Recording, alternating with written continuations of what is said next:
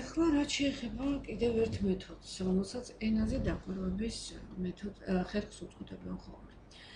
ენაზე დაკვირვების ხერხი ხშირად მეთოდადაც არის ხოლმე წოდებული, იმიტომ რომ ძალიან მნიშვნელოვანია ენის შესწავლის პროცესში. ენაზე დაკვირვების მეთოდი გულისხმობს არა მასწავლებლის მიერ გრამატიკული წესების მიწოდებას, ახსნას, არამედ მოსწავლეთა მიერ მოცემულ ენობრივ კატეგორიებზე დაკვირვებას და სათანადო დასკვნების გამოტანას. სხვადასხვა ეს მეთოდი ძალიან ამართლებს, იმიტომ რომ ამ დროს მოსწავლის აქტივიზაცია, მოსწავლის დაინტერესება დიდია მოცემული საკითხით, იგი მთლიანად არის ჩართული საგაკვეთილო პროცესში, იგი თავისთავად არის კვლევარი, იგი არ ელისხმისგან მზამზარეულ პასუხს. ენაზე დაკვირვების მეთოდი გამოიყენებოდა ჯერ კიდევ გასული საუკუნის 20-იან წლებში, შემდეგ რატომღაც მასზე უარი ითქვა, მაგრამ დღესდღეობით მე ვიტყოდი, რომ ენაზე დაკვირვების მეთოდი გარკვეული დოზით კვლავაც გამოიყენება გრამატიკული მასალის სწავლებისას და განსაკუთრებით კი დაწყებით საფეხურზე, როდესაც მოსწავლემ ბევრი ცნება ჯერ თვითონ არ იცის კიდევ და თავად ხდება დაკვირვება ამა თუ იმ ფორმაზე. ახლა რაც შეეხება გრამატიკულ გარჩევას. გრამატიკული გარჩევაც ენაზე დაკვირვების არ იყოს მარტო ხერხად არ იწოდება.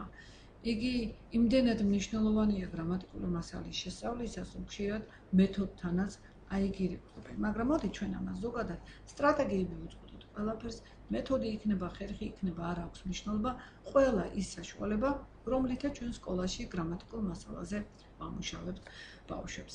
რაც შეეხება გრამატიკულ გარჩევას. გრამატიკული გარჩევა ტრადიციულად ასეთნაირად დიფერენცირდებოდა, რომ გრამატიკული გარჩევა შეიძლება იყოს ზეპირი და შეიძლება იყოს წერითი, რომ გრამატიკული გარჩევა იმის მიხედვით თუ რა მასალაზე ვმუშაობთ, შეიძლება იყოს მორფოლოგიური და შეიძლება იყოს სინტაქსური. გრამატიკული გარჩევა, წეღანაც მოგახსენეთ, რომ გრამატიკის სწავლების ერთ-ერთი მნიშვნელოვანი ხერხია მეთქი. იმდენად მნიშვნელოვანი, რომ ზოგჯერ მას გრამატიკის სწავლების მეთოდადაც კი მიიჩნევენ. გრამატიკული გარჩევა გარკვეული დოზით, რა თქმა უნდა, ახლაც გამოიყენება სკოლაში, უამისოდ გრამატიკული ცნებების გაცნობიერება ცოტა ჭირს. რა თქმა უნდა, გრამატიკულ გარჩევას უნდა მივცეთ ისეთი სახალისო ფორმა მოსწავლეებისათვის, რომ ისინი ერთფეროვნების რეჟიმში არ მოექცნენ.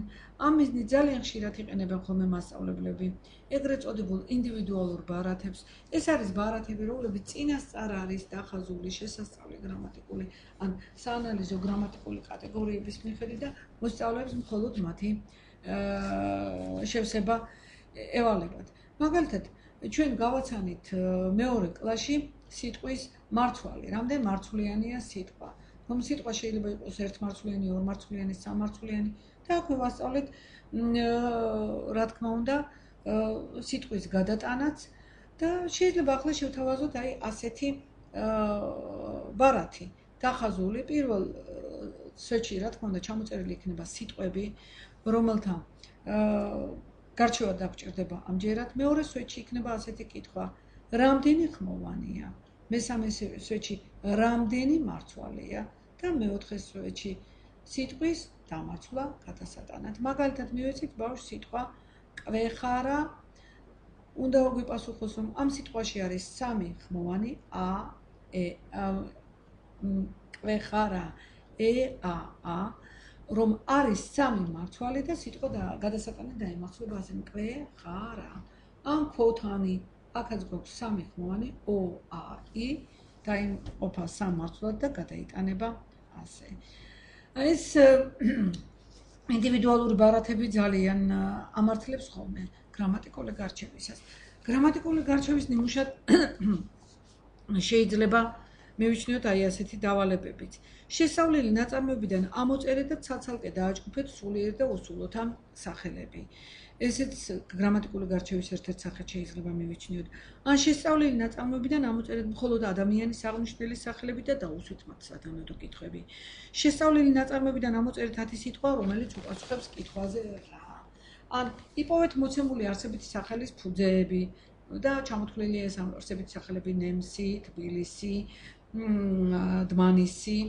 შეავსეთ ტექსტში მოცემული გამოტოვებული ადგილების სათანადო პირის ნიშნებით. ან მოცემული წინადადებებიდან ამოიწერეთ ზმნის პირველი პირის ფორმები, მეორე პირის ფორმები, მესამე პირის ფორმები და დააჯგუფეთ.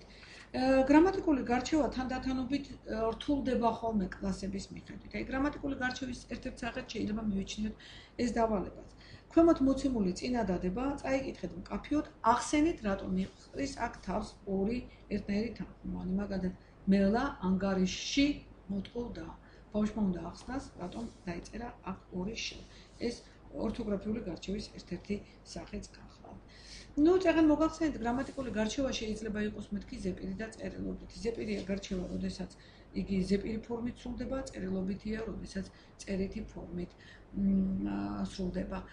გრამატიკული გარჩევა შეიძლება იყოს და გარჩევა დაფაზე და შეიძლება იყოს გარჩევა რბეულებში. აი გრამატიკული გარჩევა შეიძლება იყოს ზოგადი და შეიძლება იყოს თემატურიც. ზოგადია გრამატიკული გარჩევა თუ ყველა შესასწავლი გრამატიკული კატეგორიების მიხედვით ვარჩევთ მოცემულ სიტყვას. მაგალითად, მეხუთე კლასში სრული გრამატიკული გარჩევის ნიმუშს გთავაზობთ აი აქვე. ეს არის მდინარეს, არსებითი სახელი, უსულო, რაჯგუფი, საზოგადო, კონკრეტული, ხოლობითი რიცხვი, ხმოვანფუძიანი, ფუძე მდინარე, კვეცადი, იკვეცება მიცემითი ბრუნვის ნიშანი s. ერთი სიტყვით ეს გრამატიკული გარჩევა გარკვეული დოზით, რა თქმა უნდა, გამოიყენება დღესაც სკოლაში, თუმცა კიდევ მინდა გითხრათ, რომ გრამატიკული მასალა შეიძლება აქ ცალკე ისე არ არის დიფერენცირებული, როგორც ეს ადრინდელ სახელმძღვანელოებში იყო. ეხლა ერთი-ორი სიტყვით მინდა შევეხო ამ საკითხის სწავლების ისტორიას.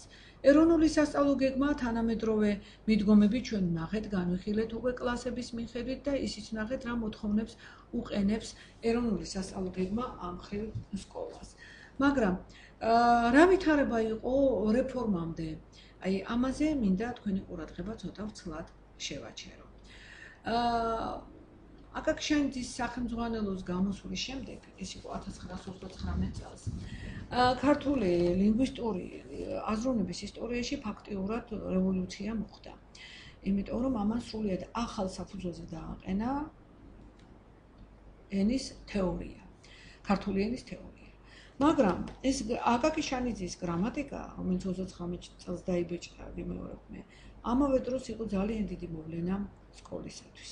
იმიტომ რომ სკოლაში მან მეცნიერულად მყარ საფუძველზე დააყენა ენის სწავლების საკითხები.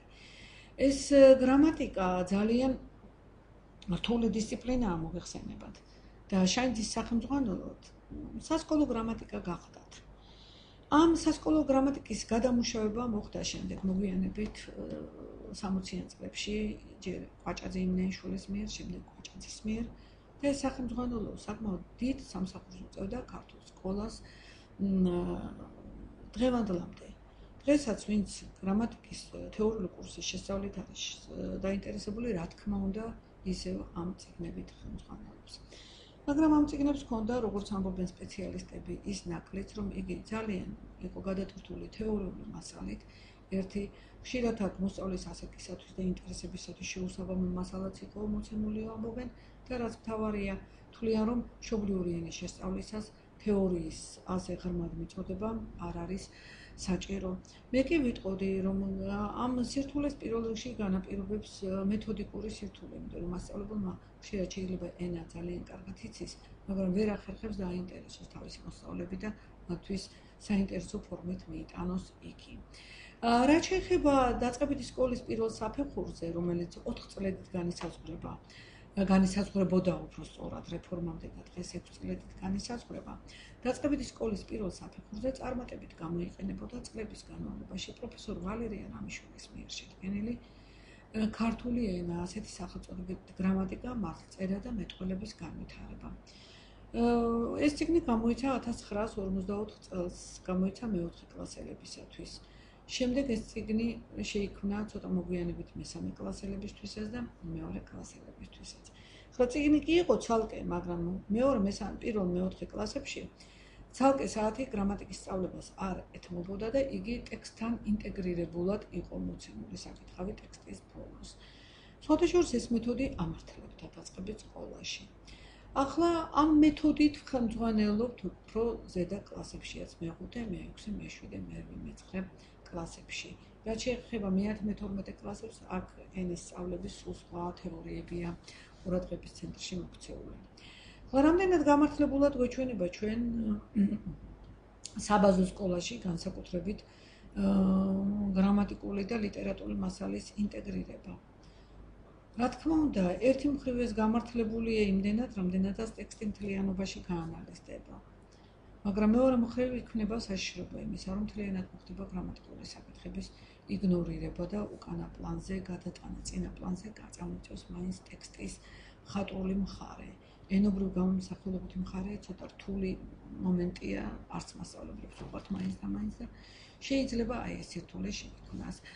რაც შეეხება საბაზო საშუალო სკოლას, აქ უკვე ენის თეორიის ისეთი საკითხები გახლავთ წარმოდგენილი, რომლებიც ცალკე საუბრის საგანია. დღეს მე ამით გემშვიდობებით, კარგად ბრძანდებოდეთ. მომავალ შეხვედრამდე.